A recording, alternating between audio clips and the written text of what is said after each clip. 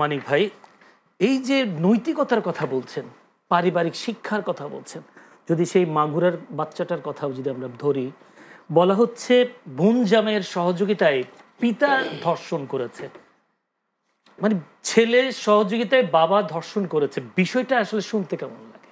এই যে নৈতিক শিক্ষার কতটা অবক্ষয় হলে এই কাজগুলো করা যায়? এটা আসলে অবর্ণনীয়, অকল্পনীয়, অবিশ্বাস্য ঘটনা। না, আমি এটা বলছি না যে এই ধরনের ঘটনা আর ঘটেনি। ঘটেছে বাংলাদেশে সময়ে সময়ে ঘটেছে, কিন্তু আমাদের সামনে যে ঘটনাটা ঘটলো এটা ভয়াবহ একটা দাগ কেটে গেল।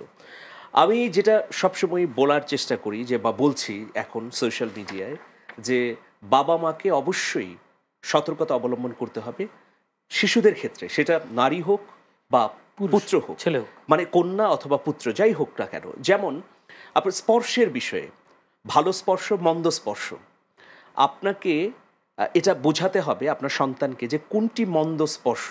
একটা ব্যক্তি তার আত্মীয় স্বজন হতে পারে, তাকে একটা মন্দ স্পর্শ করলো, সে যেন তার বাবা মাকে বলে। একইভাবে কোনটা আবার ভালো স্পর্শ সেটাও যেন বলে। আমরা আমাদের এই বাংলাদেশ প্রতিষ্ঠার পর যদি বিবেচনা করি, দেখব যে আমাদের এই দেশটা আসলে সুস্থির হয়ে উঠতে পারেনি। পরিপূর্ণভাবে বিকশিত হবার যে সময় এবং তৎপরতা, সেটি কিন্তু খুব বেশি দূর এগোয়নি। ফলে 1971 সালে সাম্য, মানবিক মর্যাদা, সামাজিক ন্যায় বিচারের যে ঘোষণাপত্রে উল্লেখিত দিকগুলো ছিল সেটা পূরণ হয়নি।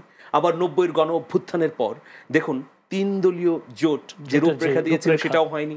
আবার এবার দেখুন ওই গণ অভ্যুত্থানগুলোর সঙ্গে এটার কিন্তু বিপুল তফাৎ। যেমন 69-এর গণ অভ্যুত্থান কি, যে নির্বাচনকে নিশ্চিত করেছে, 70-এর 71-এর মুক্তিযুদ্ধ কি নতুন রাষ্ট্র উপহার দিল এবং আমাদের মধ্যে আশা জাগালো। তারপরে আমরা ব্যর্থ হয়ে গেলাম 2-3 বছরের মধ্যে। এরপর 90-এ কি হলো, আবার হতাশা, মানে একটা টার্ম পরে, 5 বছর পরে। কিন্তু এবার এমনভাবে ঝাঁকুনি দিয়েছে, নারী পুরুষ তরুণ তরুণী শিক্ষক শিক্ষার্থী সবাই, সমাজের সর্বস্তরের মানুষ।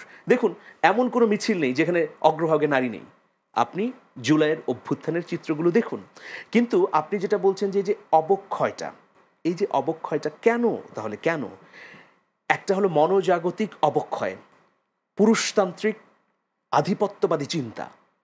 এখন ওই শিশুটার মধ্যে এমন কি আছে, আমি যদি তার অবয়ব বলি, একটা ছোট্ট দেহ, সেটার উপর ঝাঁপিয়ে পড়লো শকুনের মতো, হায়েনার মতো খুবলে খাবার জন্যে, এবং সেখানে কি করলো, যে বোনের স্বামী, বোনের শ্বশুর, বোনের ভাসুর এবং বোনের শাশুড়ি, কি ধরনের ন্যাক্কারজনক ঘটনা! মানে এটা এই সমাজে মেনে নেওয়া যায়? কিন্তু এটা কেন হলো জানেন? এটা এটা একটাই কারণে হয়েছে, যে অনৈতিকভাবে কোনো কিছু পাবার যে আমাদের এই সমাজে মন মানসিকতা দৌরাত্ম্য, সেটা লোভ, প্রত্যেকটা জায়গায় যে লোভ। আপনি যদি এই ভিডিওগুলো দেখেন, দেখবেন যে তার ঘরে কোনো ভালো আসবাবপত্রও নেই, একেবারে দরিদ্র মানুষ, তারা দিন আনে দিন খায়, কিন্তু সেই ধরনের ঘরে এরকম হলো কেন?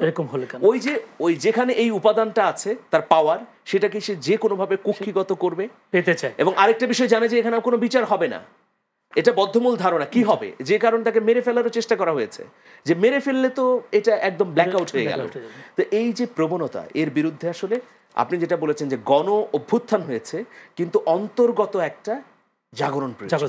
সেক্ষেত্রে মানিক ভাই, যদি এভাবে বলি, আমরা তাহলে তো নারী দিবসগুলো পালন করি 8 মার্চ এলে, তাহলে নারী দিবস যে পালন করি, যদিও এবারের প্রতিপাদ্য ছিল